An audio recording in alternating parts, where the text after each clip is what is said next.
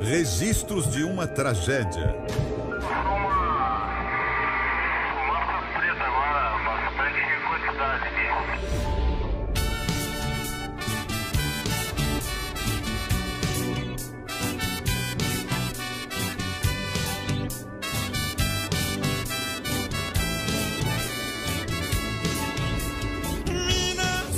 Anos depois, quais os segredos não revelados sobre a história dos Mamonas Assassinas?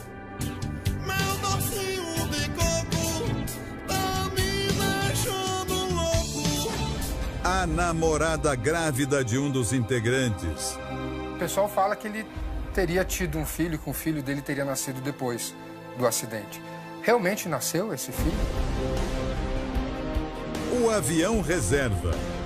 Seguraram o avião deles, passaram o nosso avião da produção para a banda. E um depoimento exclusivo. Seu pai matou a melhor banda do Brasil. Já escutei muito isso.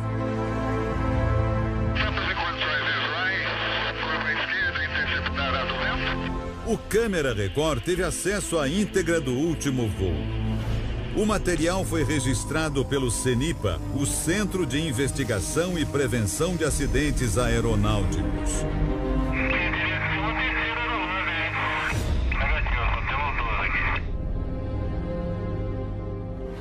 Ainda nesta edição, você vai ouvir outros trechos da conversa entre o piloto e os controladores de voo. Será que o acidente poderia ter sido evitado?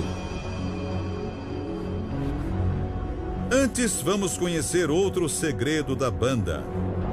20 anos depois da morte dos meninos de Guarulhos, a família de Bento abre o jogo.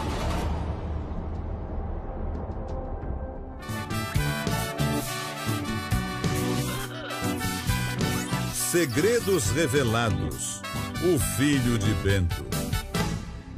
E esse italiano chamava Bento Rinotto. Ele era filho de japoneses. Tinha um sorriso fácil e tranças no cabelo. Não era o galã do grupo, mas nos bastidores... Eu sei que o Bento era o grande pegador da banda. Com exclusividade, a família Rinotto faz uma revelação ao Câmera Record. Antes de morrer, Bento teria tido um filho com uma ex-namorada. O choque foi grande, nunca imaginou que poderia acontecer aí. Quem seria esta criança?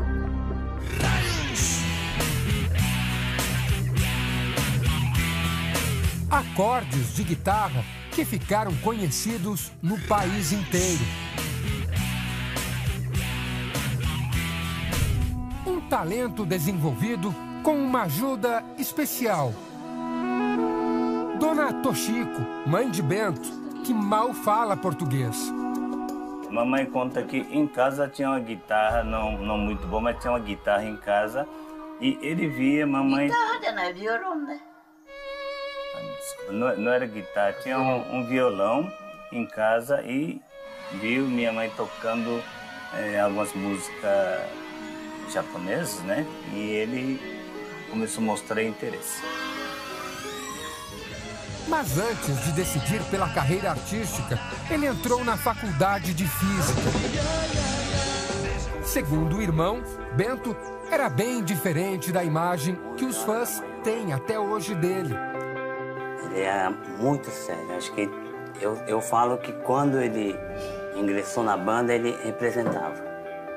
Era um personagem? É um personagem. Ele incorporou uma personagem e parece que deu certo.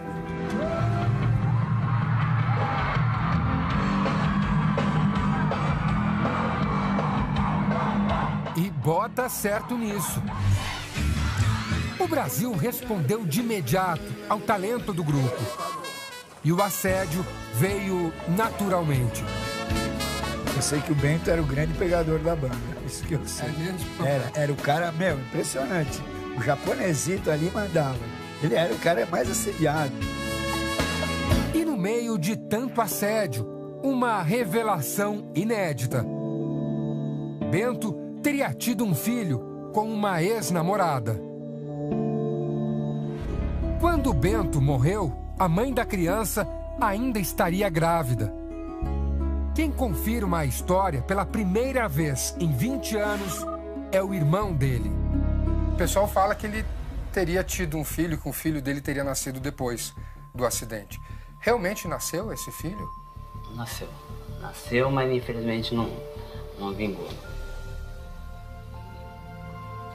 É coisa, acho que... Nasceu com algum problema de saúde, não, talvez? Acho que foi prematuro. Nasceu prematuro e não vingou. Mas será que o bebê era mesmo filho de Bento?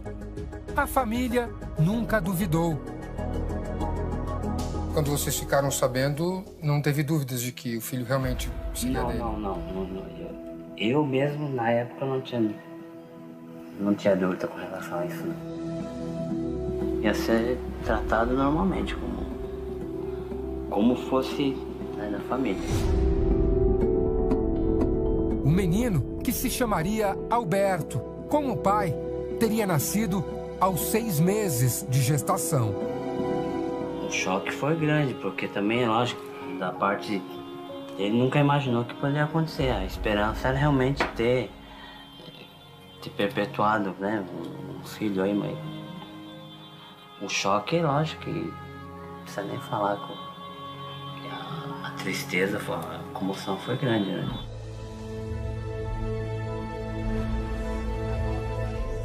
A família prefere não revelar a identidade da mãe da criança. Eles dizem apenas que é uma ex-namorada de Bento, que a família já não vê há muito tempo.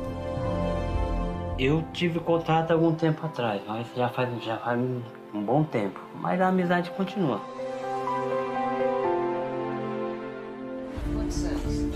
O Câmera Record procurou a mulher que namorou Bento na época dos Mamonas. Ela não conheceu a ex que engravidou do músico e também não sabia dessa história. Eu acho que na ocasião, se eu soubesse que realmente isso é verdade, ficaria muito magoada. Ficaria muito magoada porque ele era uma pessoa muito ciumenta, então ele me podava muito de tudo. Depois da fama, a relação dos meninos da banda com as namoradas se complicou. Para não criar um ambiente, que rompesse um pouco a intimidade dos 5, então o que se pactuou? Que as namoradas não iriam em todos os shows. Que seriam shows específicos, que coincidentemente os que eu ia, que eram nos finais de semana mesmo, e que aí poderia levar não só a namorada, mas alguém da família, para não comprometer o ambiente entre eles mesmo.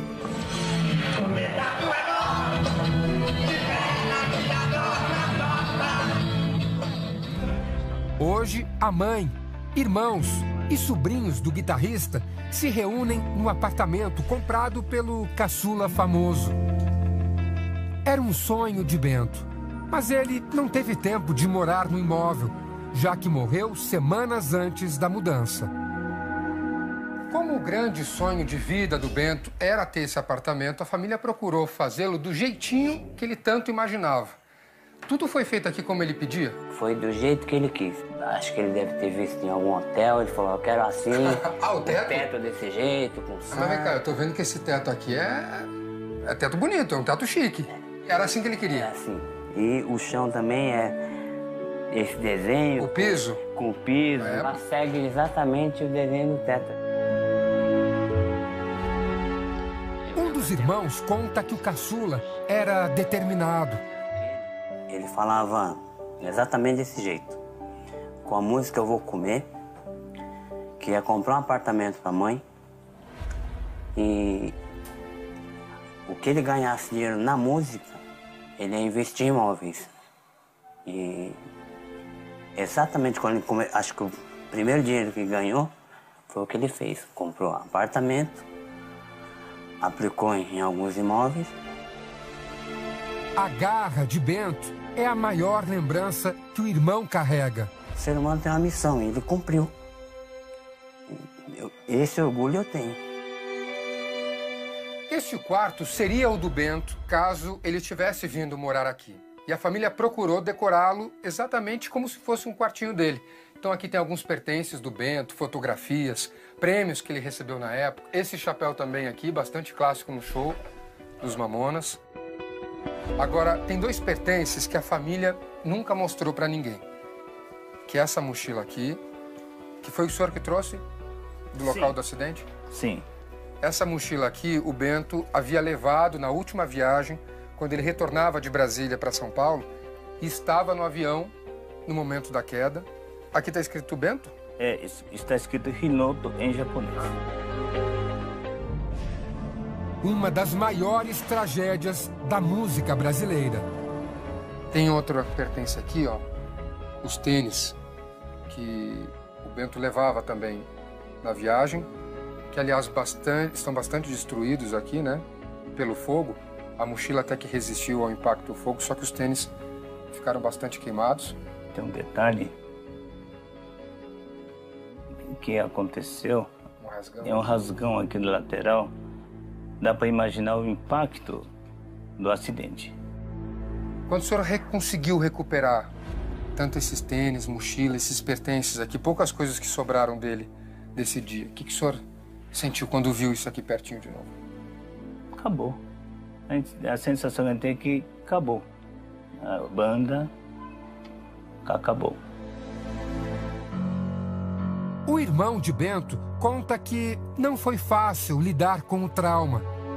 Por muito tempo, evitei de ver noticiário com relação à tragédia.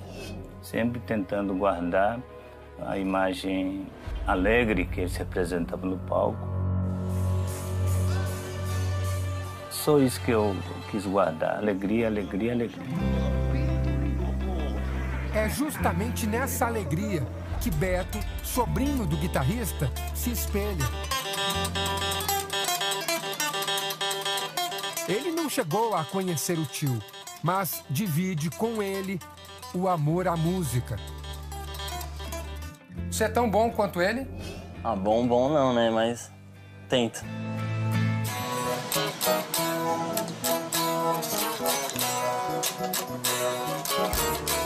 O garoto treina em casa as músicas que ficaram conhecidas no Brasil inteiro. As guitarras são herança do tio. Foram trazidas do Japão pela mãe de Bento no fim dos anos 80. Estou segurando aqui a primeira guitarra que ela trouxe no Japão. Porque é assim, comprida, né? Comprida? É pesada? É pesada, não é? É. 20 anos depois da morte dos Mamonas, Dona Toshiko deixa uma mensagem aos fãs da banda. O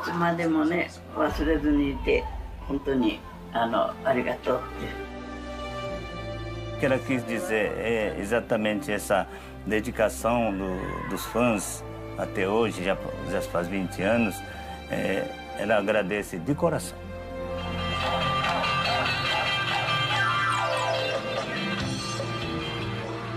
Bento, no fim das contas, não deixou um herdeiro, mas deixou uma herança de alegria para milhões de fãs.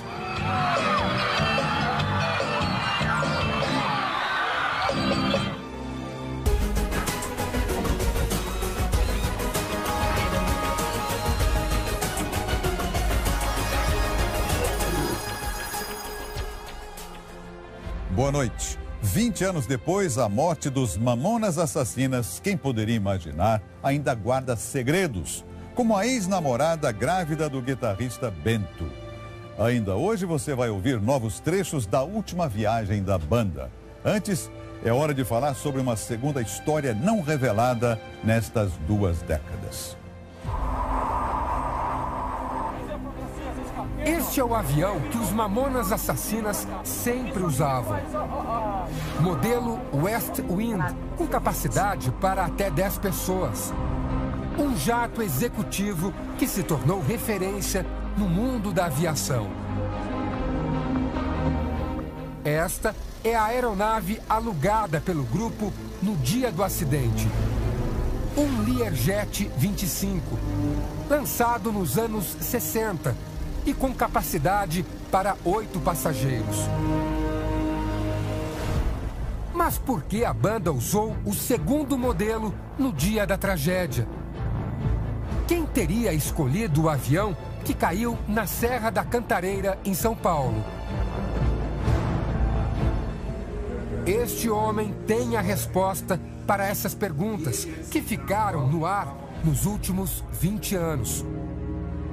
O nome dele é Johnny, produtor das turnês dos Garotos. Durante a entrevista, ele faz revelações impressionantes e conta também como era viver com a banda que conquistou o Brasil com irreverência e carisma. Tanto quanto másculo, ai com M maiúsculo, veja só.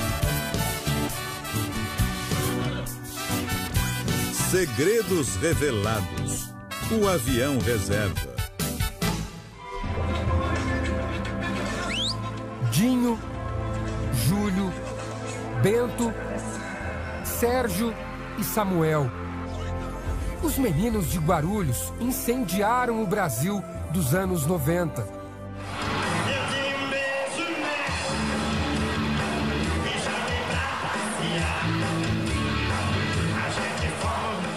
Foi uma loucura o assédio, tudo que aconteceu.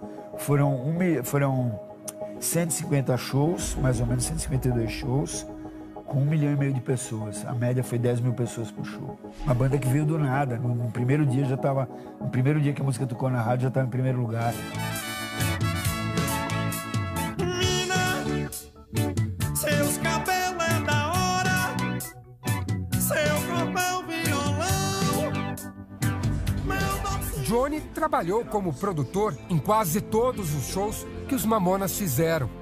Ele conviveu diariamente com os meninos e guarda lembranças preciosas dos momentos com os músicos mais divertidos que o país já conheceu. Esse apartamento aqui tem história. É o apartamento que o Johnny mora hoje, mas já morava naquela época. Sim, sim. E recebeu aqui os Mamonas. Sim, sim. Eles dormiram aqui. Um dormiu no sofá, outro naquele, outro no chão, outro aqui, outro no meu quarto, no quarto da minha mãe. A trajetória meteórica dos Mamonas surpreende até hoje. Foram 7 meses de história, 2,5 milhões de discos vendidos, uma marca de 50 mil por dia e 8 shows por semana. A irreverência do quinteto chegou a quase todas as capitais brasileiras. Só faltou Rio Branco, no Acre. Os Mamonas ganharam muito dinheiro? Na época, 7 milhões de dólares.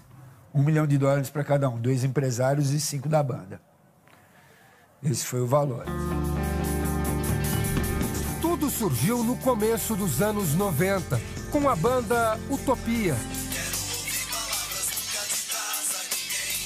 Sérgio, Bento e Samuel foram os primeiros integrantes. Durante um show, o público pediu para ouvir uma música de uma banda americana.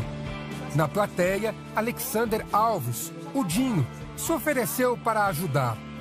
O momento histórico está registrado em vídeo. Foi o que bastou para o garoto ser convidado a integrar a banda. Dinho chamou o amigo Júlio e a Utopia estava completa. Está tocando bastante aí, começando a sair para São Paulo e tocando aqui bastante em Guarulhos também. E procurando aí, correndo atrás, porque é muito difícil, né? A gente conseguir concretizar esse sonho, essa utopia nossa, né? Que é ser profissional no Brasil de hoje com toda essa crise. Mas a gente vai lutar, se Deus quiser, vamos conseguir, né? E conseguiram. O estilo sério e o rock de protesto não eram a cara do quinteto de Guarulhos. Quem descobriu que o humor dava certo no grupo foi o produtor Rick Bonadio. Mas o nome da banda teria que mudar. Não demorou muito para eles chegarem a Mamonas Assassinas.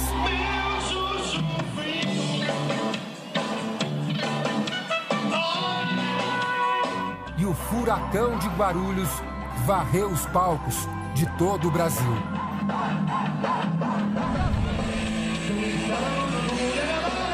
6 de janeiro de 1996. 7 meses depois do lançamento do primeiro disco, os Mamonas lotam um ginásio de Guarulhos.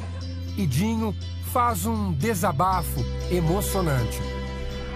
E as pessoas olhavam para mim e diziam: é impossível, cara. É impossível você chegar até aqui. Manda eles pra... É possível sim. É possível vocês, cada um de vocês que estão aqui hoje, é possível realizar o sonho de vocês sim. Vocês são capazes.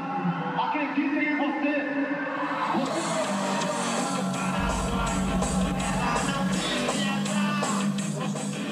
Uma história feita também de tristes recordações.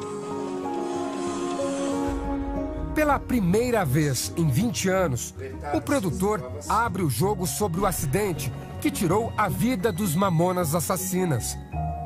Ele conta que a banda não iria viajar no Learjet, que bateu na Serra da Cantareira.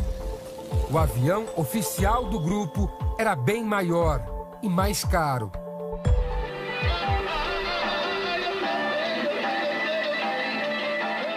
No dia 2 de março de 1996, a banda se apresentou em Brasília, mas a venda de ingressos teria frustrado as expectativas. O Mané Garrincha estava preparado para 15 mil pessoas, foram 4.500. Então deu prejuízo. O avião dos Mamonas que eles usavam normalmente era um avião um pouco maior, que é um West Wing modelo. Como ele era um pouco maior, ele era um pouco mais caro. Então o que os empresários fizeram? Eles seguraram o avião deles, que era maior e mais caro, passaram o nosso avião da produção, que era o LSD, passaram da produção para a banda e puseram a gente de VASP. Na época, nós fomos de VASP antes, e eles chegaram à tarde com o nosso avião.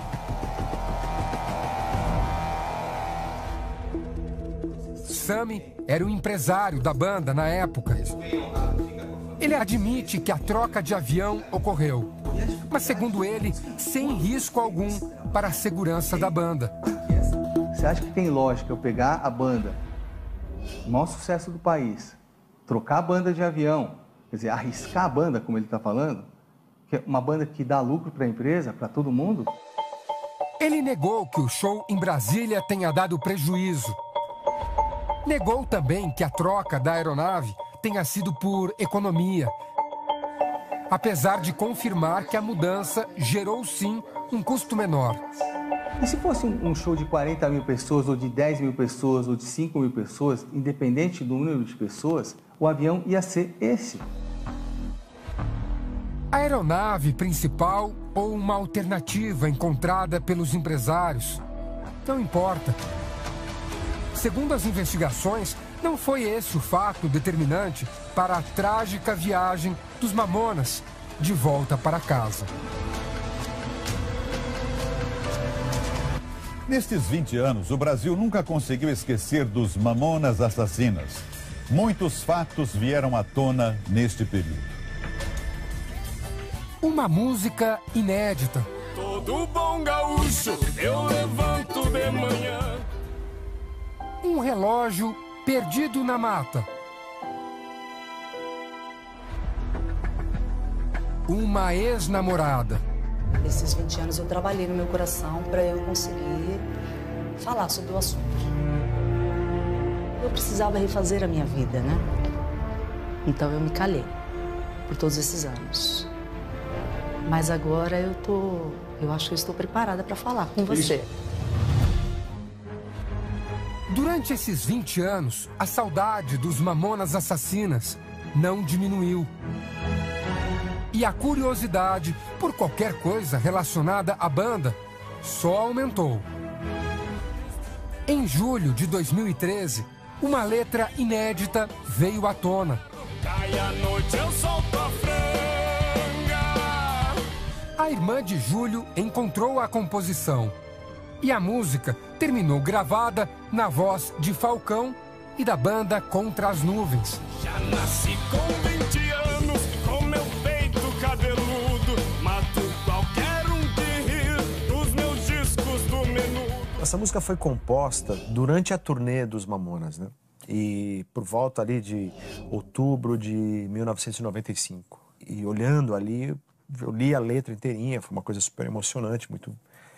assim, sabe, aquela... Voltou rapidamente, mas a música veio inteira, assim, sabe? Eu lembro dos detalhes de como era o arranjo, né? Como todo nordestino, eu sou mesmo cabra macho, sou parente do jumento, da cintura para baixo. No ano passado, o Domingo Espetacular voltou ao local do acidente para uma descoberta surpreendente, como conta o repórter Michael Keller. Nós acompanhamos este grupo de volta ao local do acidente dos Mamonas. Eles são especializados em encontrar objetos metálicos e joias perdidos na natureza. Enterrado a menos de 20 centímetros abaixo da terra, eles encontraram um relógio, parcialmente destruído. Afinal, será que este relógio pertencia a algum dos ocupantes do avião? Depois da nossa descoberta, era hora da parte mais delicada da investigação: mostrar o relógio para os parentes dos Mamonas. Será que algum deles vai identificar essa peça que ficou perdida durante tanto tempo? Ana Paula é a primeira a ver o relógio. Em seguida é a vez do pai de Dinho, seu Hildebrando. A reação dele surpreende a nossa equipe. Ele tinha um relógio mais ou menos como esse, né? É parecido. Mirela. E no domingo passado, mais novidades. Mirela Zaccanini, ex-namorada de Dinho, quebrou o silêncio e fez declarações polêmicas ao Domingo Show.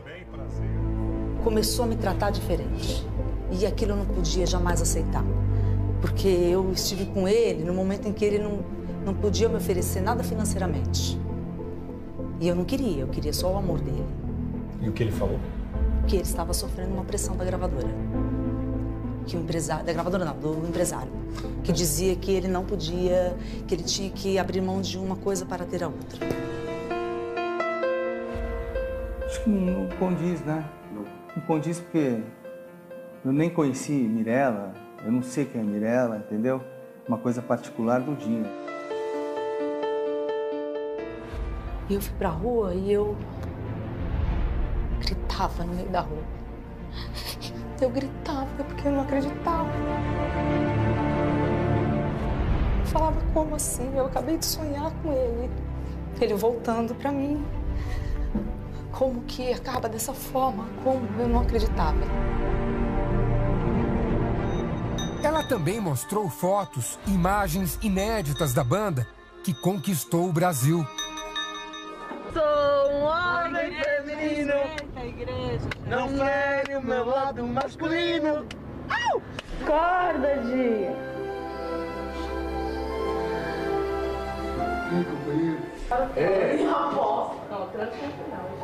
Fala, Di. Esse é o músculo aqui na mesa. Vamos conversar, Maria? Aquele Dinho antes do sucesso. Que era aquele menino brincalhão, livre, alegre, solto, inocente, cheio de vida. Seu pai matou a melhor banda do Brasil. Já escutei muito isso. No próximo bloco. Dói o momento que as pessoas taxavam ele de incompetente, de suicida, de um monte de coisa. As filhas do piloto que comandava o avião dos Mamonas Assassinas rompem o silêncio e falam pela primeira vez para a televisão. Eu tava brincando com o avião e aí eu fiz assim, falei, ó, aqui é uma montanha e o avião vai cair, vai morrer todo mundo e meu pai vai estar lá. Seu pai matou a melhor banda do Brasil. Já escutei muito isso.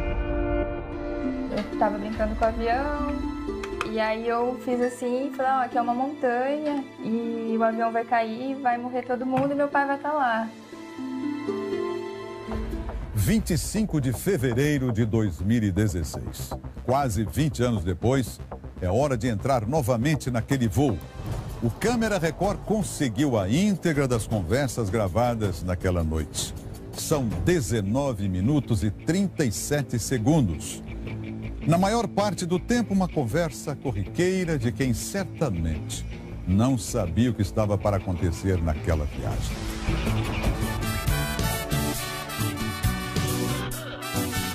Segredos revelados. Os momentos finais. Uma imagem de radar envelhecida, cheia de códigos, indicações que só os especialistas conseguem entender. Este registro é uma das principais peças de investigação sobre a morte dos mamonas assassinas. Mais importante do que a imagem do radar é a conversa que a gravação registra. Esses quase 20 minutos não saem da cabeça desta mulher há 20 anos. Cristiane é a viúva do piloto. Muito tempo eu convivi como sendo ele o único responsável, né?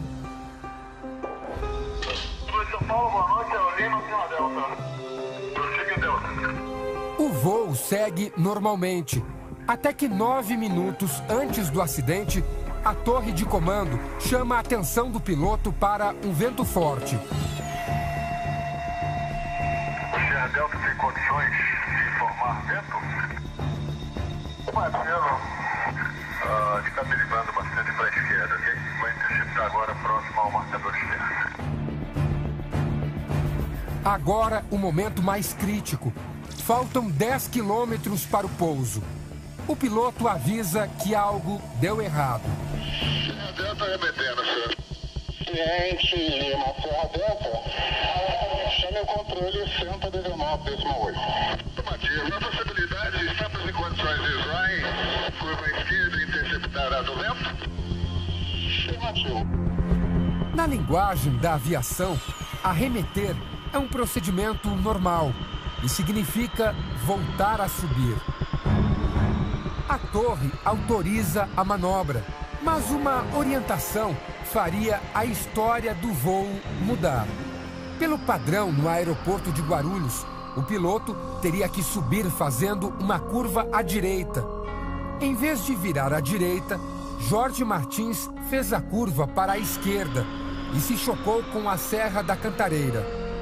Estava a mais de 300 km por hora e a 1.200 metros de altitude. Neste momento, o avião dos Mamonas bate na Serra da Cantareira. Repare na imagem do avião na tela dos controladores de voo.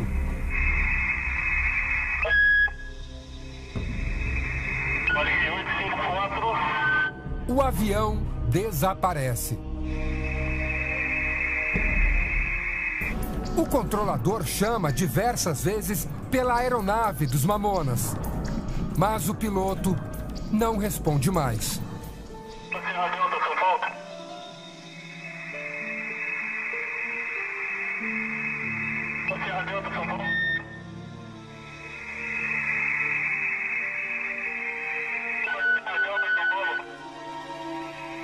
Preocupada, a torre pede ajuda para outros aviões. Ninguém encontra no mapa a aeronave Lima Sierra Delta, o avião onde está a banda. Está chamado por Lima Sierra Delta, por favor. Lima Sierra Delta, Varig 854. Lima Sierra Delta, Varig 854, câmbio. Negativo, São Paulo. Até que o mistério chega ao fim. Você tem duas aeronaves à esquerda, viu?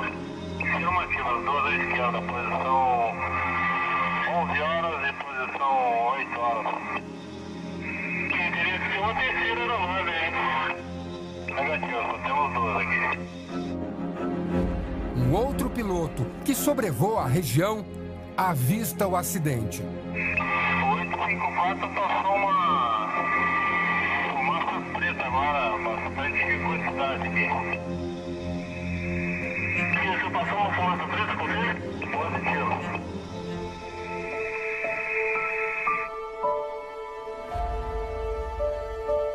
Na sala, detalhes que contam a história de uma vida.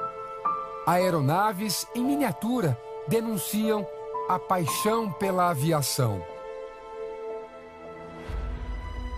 Nas fotos, o pai posa com as filhas ao lado de um jato comercial. Estamos em Orlândia, no interior de São Paulo. A casa é da família de Jorge Luiz Martins, o homem que pilotava o avião dos Mamonas Assassinas no dia do acidente com a banda. Ana Elisa e Beatriz cresceram em silêncio. Só agora, 2 décadas depois, elas aceitam falar. Eu não tenho uma lembrança, então eu não tive essa oportunidade, infelizmente, de ter alguma lembrança. A única lembrança que eu tive, que nem é lembrança, né, é quando eu vi um documentário que passou a voz do meu pai na fita. São Paulo, boa noite, é o Lima, Pima Delta. Prossiga Delta. A única coisa que eu sei dele é a voz. Cristiane teve que criar as filhas sem o marido. Dói o momento que as pessoas taxavam ele de incompetente, de suicida, de um monte de coisa. Dói o momento que você vê as meninas crescerem sem pai. Dói o momento de 15 anos de cada uma e o pai não tá para dançar. Foram 20 anos ouvindo acusações. Uma experiência dolorosa para as meninas. Nossa, seu pai matou a melhor banda do Brasil. Já escutei muito isso.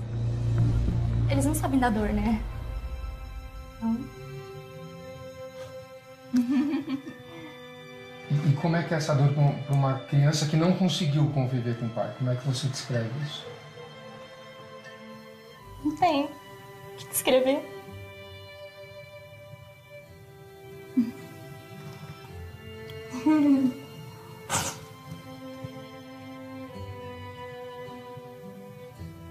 Só tristeza mesmo. Dor. Só. Beatriz também fica incomodada com os julgamentos. Eu falo que a culpa não foi só dele. Que ele foi enterrado como se a culpa fosse dele. E isso não é a verdade. Não, são várias pessoas que estão influenciadas aí. Fevereiro de 1996. Beatriz tinha apenas 3 anos e brincava com o presente que tinha acabado de ganhar. O que falam pra você um dia que você estava brincando com esse avião? Que mais ou menos um mês antes do acidente eu falei que eu estava brincando com o avião e aí eu fiz assim e falei, ó, aqui é uma montanha e o avião vai cair, vai morrer todo mundo e meu pai vai estar lá.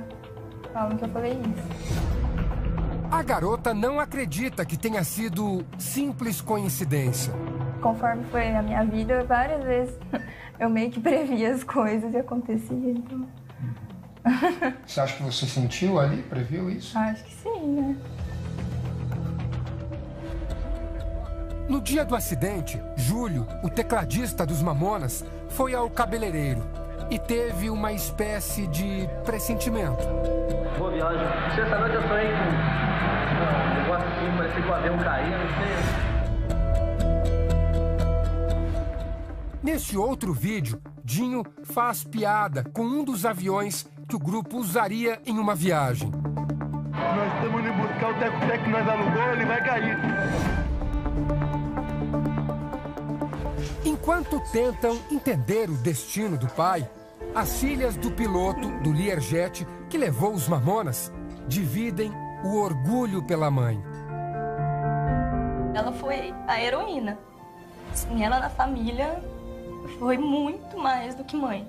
Eu tenho certeza que muito mais que um pai também. Que assim, ela que acalmou a gente, né? Ela que acalmava, ela que conversava. Então ela falava, não, não é assim.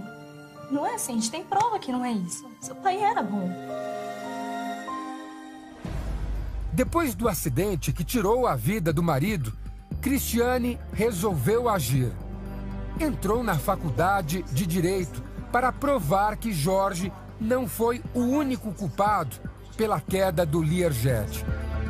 Ao longo de 5 anos, Cristiane juntou tudo o que pôde a respeito do acidente. Se a gente observar só um pouco aqui do que ela tem nessa mesa, já dá para ter uma ideia do trabalho que ela teve para poder reunir todo esse material. Nós perderíamos aqui tranquilamente algumas semanas para ler detalhadamente tudo que ela reuniu. Além de recortes de jornais, ela separou também aqui relatórios aeronáuticos, tem também áudios, descrições de vídeo, e todo esse material resultou também numa tese com quase 150 páginas, comprovando que o marido não foi o único e nem o grande responsável pelo acidente aéreo. Em nenhum momento eu sabia, eu sentia, eu imaginava que ele era o único culpado. Ele nunca foi. Jamais, não há motivo para isso.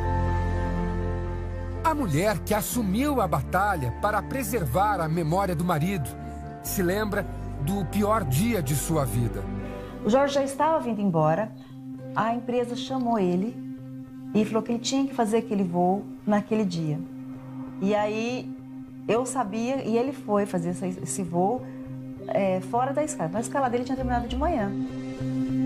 Cristiane esperava Jorge para o almoço, mas ele não chegou. Sem notícias, ela ficou desesperada. Eu tentava falar com ele, não conseguia, tentava ligar para ele, não conseguia. O dia todo foi uma angústia, uma coisa ruim.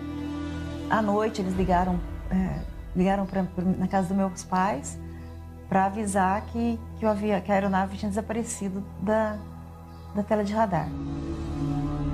Eram 6 da manhã de domingo, 3 de março. O pai de Cristiane ligou pedindo que ela fosse até a casa dele e que não ligasse a televisão de jeito nenhum. E eu entrei, foi quando meu pai disse assim, olha,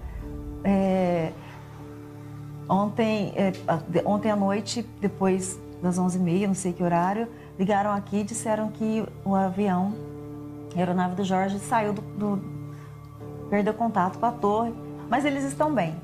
Aí, nesse momento, eu liguei a televisão, aí eu corri, liguei a televisão e vi a asa da aeronave, Lima Serra Delta.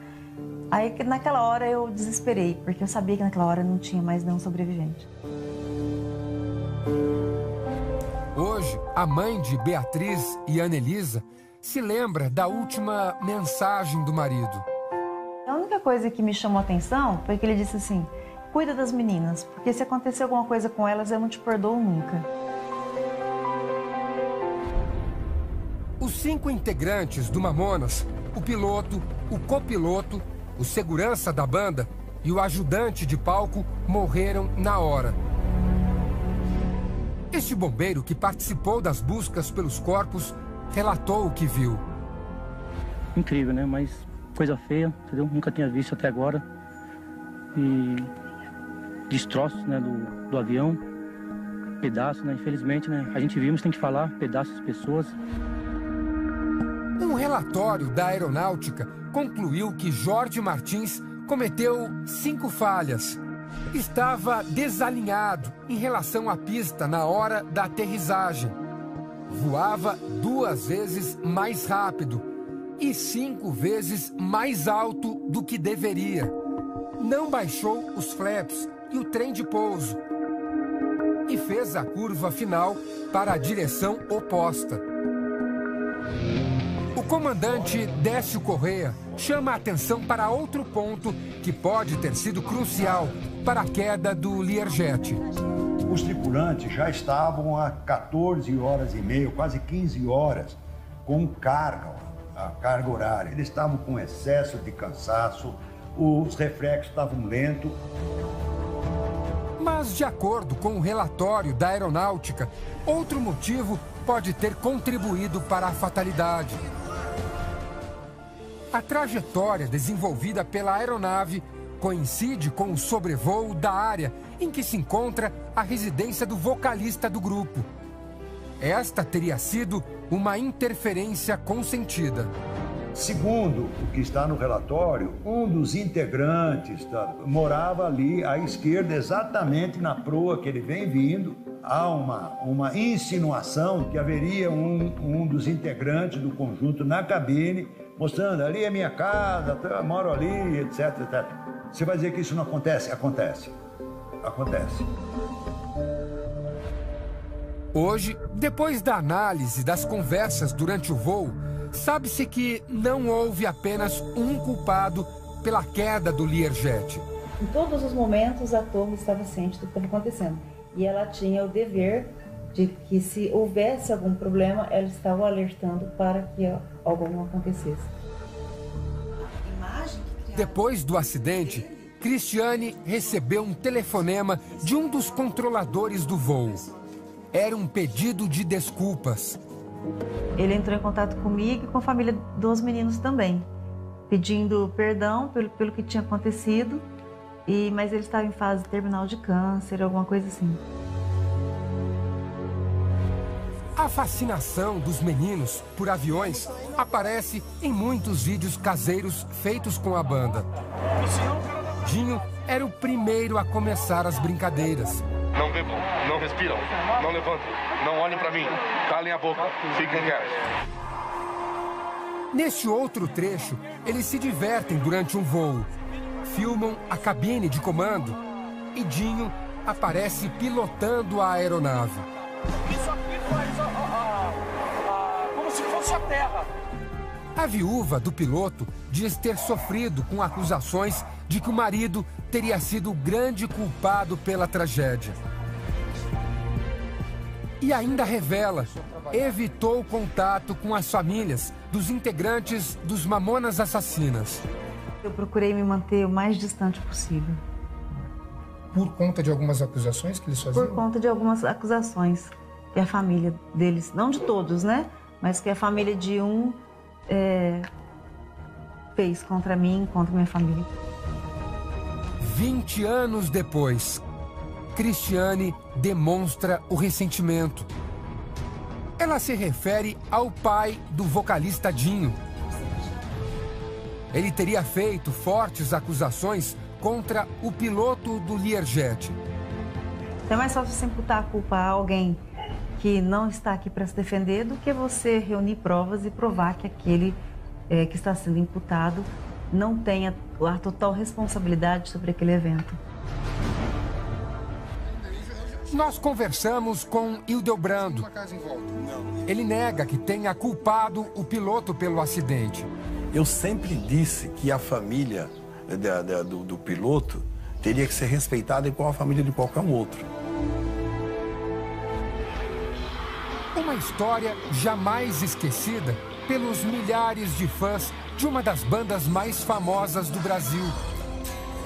E que tem lugar garantido no coração de quem conheceu de perto o carisma dos garotos.